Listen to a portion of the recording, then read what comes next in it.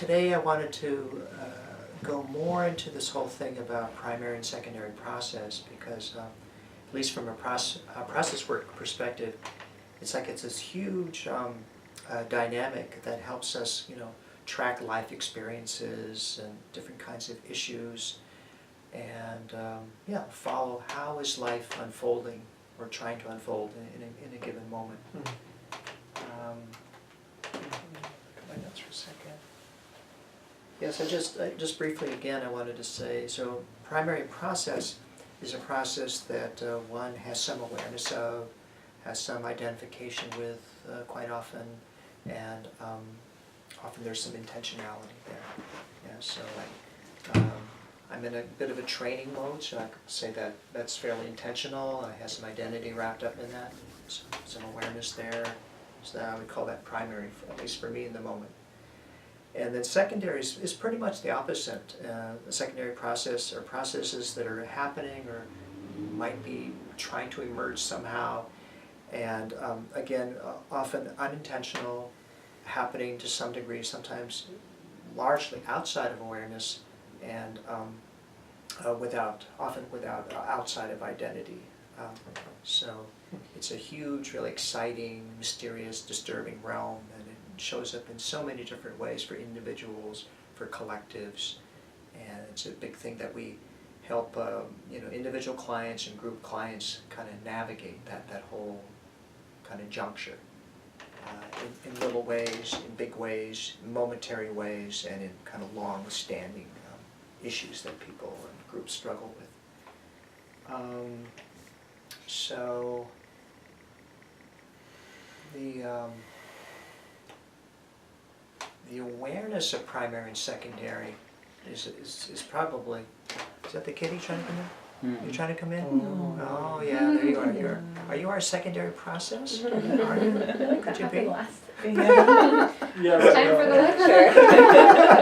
I like my lectures. I never knew that.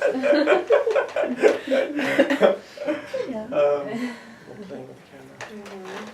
Yeah, so the awareness of primary and secondary, it can help us see where is life going, where is this process going. It can help us understand like the structure of things. So, for example, as therapists, I find the awareness be able to help clients, and for my own purpose, tracking primary and secondary really helps me in a sense have some understanding of the structure at hand when I'm working with a given individual or a group. So really helpful. Let's see, what else about it? So that all said, thinking about secondary processes, they arise in all these different perceptual channels. They arise in the visual channel, things that we see, or visual disturbances. Comes up in the auditory channel with things that we hear or we're emitting, like for example in vocal things. We don't understand what's, for example, coming through our voice. Why is my voice sounding so tense or so harsh or so soft? Things that are happening in that whole channel. There's also the whole feeling, proprioceptive channel, with emotions and bodily sensations. And then what you were mentioning earlier, the whole kinesthetic and movement channels. It's like as you were saying, it's in this culture, the U.S. It's a very unoccupied channel. And I'll say a little bit more later what occupied and unoccupied mean in process work sense. And then there's these kind of smell. I don't really work that much. I have kind of a terrible sense of smell, but I don't really. It does for me. I haven't found that it comes up so much, but I think smell can be a really big thing for people. But there's these composite channels also of a relationship, that may comprise, hearing. Jenny, what are you doing? You're knocking down the camera. You're a little disturber. It's making me laugh. So what was I saying? Oh, the composite relationship channel could comprise like looking at you and then starting to say things or hearing things that you're saying, or maybe there's movement stuff that starts to come into our relationship. So the relationship channel can be quite complex with all these different things, and then feeling things, for example, all that can come into play. And then there's this a channel that we call in process work the world channel, which can be a really significant channel. Someone comes in, for example, seeing you for a session and is complaining about the whole political scene and how stressed they are, for example, about the political scene. In our view, that's the political channel, or the political, the world channel coming into play. Or let's see, what else would be an example of that? I was getting audited by the IRS. You know, that's the world channel in some way showing itself. So the systemic, like things that are systemic as well? It's a good question. I notice I hesitate because I think there could be things that are like, could be like a system in a say like two people. There could be something systemic about a family or two people that is in some way systemic in my way of thinking. That's not necessarily the world channel yet. Could be. Yeah. Maybe you disagree. I don't know. What do you think?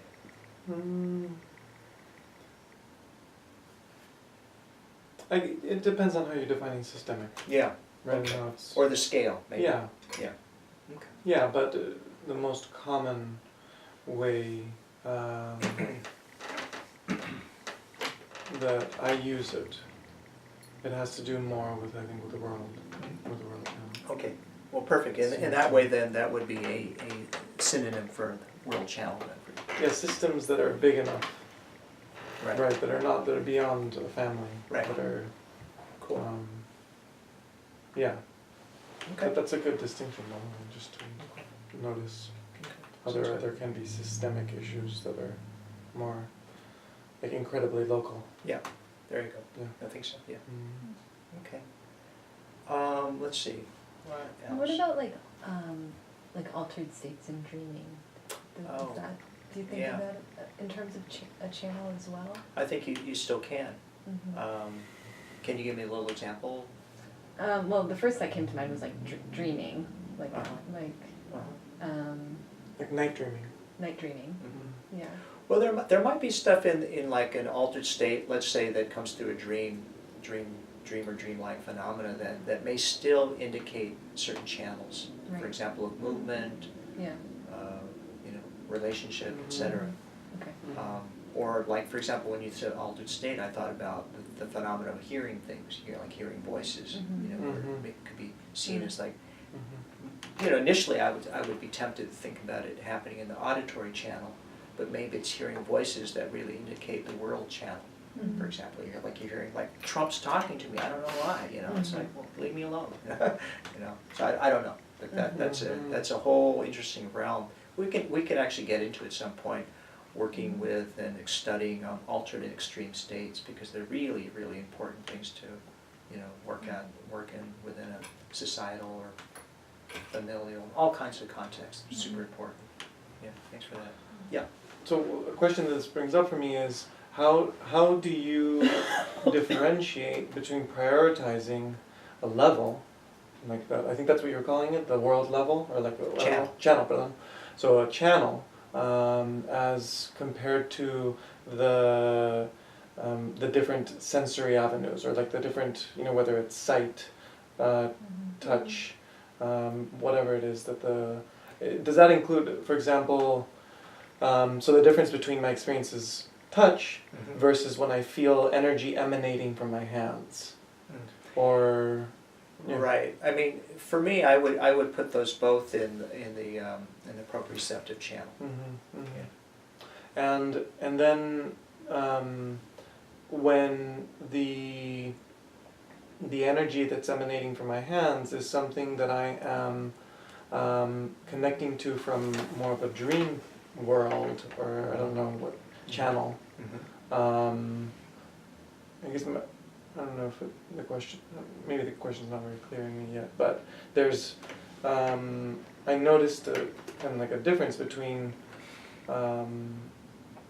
what you were saying in the example of Trump, that how to distinguish the difference, or to name the difference, and how, whether to prioritize naming that as something that's from a world channel versus that the person is tapping into a dream state or some kind of a, I don't know, like something like a collective unconscious or like Right. Yeah, it's a good, to me, it's a really great and complex question you're asking.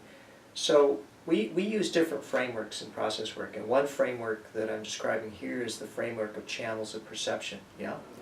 But the other thing, when you talk about, for example, dreaming, like another framework that I'm not sure if I made reference to last time, but I will soon, I don't think I did actually, is levels of reality. I know in the classes I've taught at CIS, I talked about levels of reality. So that's another framework that could also be kind of overlapping at the same time. Yes, for example, there's stuff happening at the auditory channel, but it's not a consensus reality thing. It's like, most people would not agree that Trump is in my head talking to me, for example. That's more like a dreaming level phenomena, right? And something to unfold, but it's also happening at the auditory channel. So I don't know if that's Yeah. Yeah. So I could say both levels are interesting, at hand, let's explore them, kind of thing. Yeah, makes sense. That sounds good. Thanks for that. So secondary processes that are arising for people, they come up through channels of perception. That's how they're, in a sense, noticed. It's like, oh my God, what's happening? My body is shaking uncontrollably. Or what's happening? It's this, this conflict I'm having with, it's just terrible, relationship channel stuff. So one of the things that's important about noticing the channels, that's often the channel to address. Like sometimes, for example, in somatic psychology work, it's really great, for example, that you have movement work at your disposal. Because sometimes the process that's arising is happening in the movement channel. So it's not necessarily the best thing to just talk about it. Sometimes it's really most effective, most direct to work at it with movement, for example. Or some things maybe arising with feeling. And again, talking could be good to a degree, but then maybe there's something also about meeting the process on its own terms in that channel. For example, in the feeling proprioceptive channel. Yeah? Does that make sense? So noticing the channel and then working with the channel in its own domain, I think is just a main process work idea that seems like it's reasonably effective. Yeah, go ahead. I'm trying to work out in my mind like how primary process things are also happening on different channels. Mhm. Yeah. Do you have an example of something coming to mind? I think that maybe I just need to revisit what a primary process. Well, let me give you a little brief It's more like the description. story around something or like the. Well, it could be a story, but a story could also be a secondary thing, I guess. Let's say a primary thing is discussing the terms of this group. What is this group going to be about? When are we going to meet? How much are you going to pay? How long will the meetings be? What will be the subject matter? To me, that's kind of consensus reality kind of things. And let's say we're having a conversation about it. So if we're thinking about channels and a primary process, such as hashing out the terms of the group, maybe there's some relationship things about it, but maybe there's also things happening in the auditory channel, maybe in the visual channel with stuff that's being written down, et cetera, et cetera. Maybe there's feelings that also come in. But feelings can get also very subjective, so I think then that starts to go beyond the scope of I'm thinking actually more like the levels of consensus reality and dreaming. A lot of feeling stuff happens at the dreaming level. But I don't know, did that help a little bit? Yeah. I think that I was starting to create a line in my head around these channels are happening only at the secondary level, and No, that's not. like today, they're this morning, for happening at both example, I levels. took a walk, a little bit for exercise, but a little bit to practice some stuff I learned in a movement session yesterday. And so, for me, it was a primary process of taking a walk, but a lot of it was happening at the movement in the kinesthetic and feeling channel, because I was really noticing, how do I feel when I'm walking a little bit faster, going now a little bit more uphill.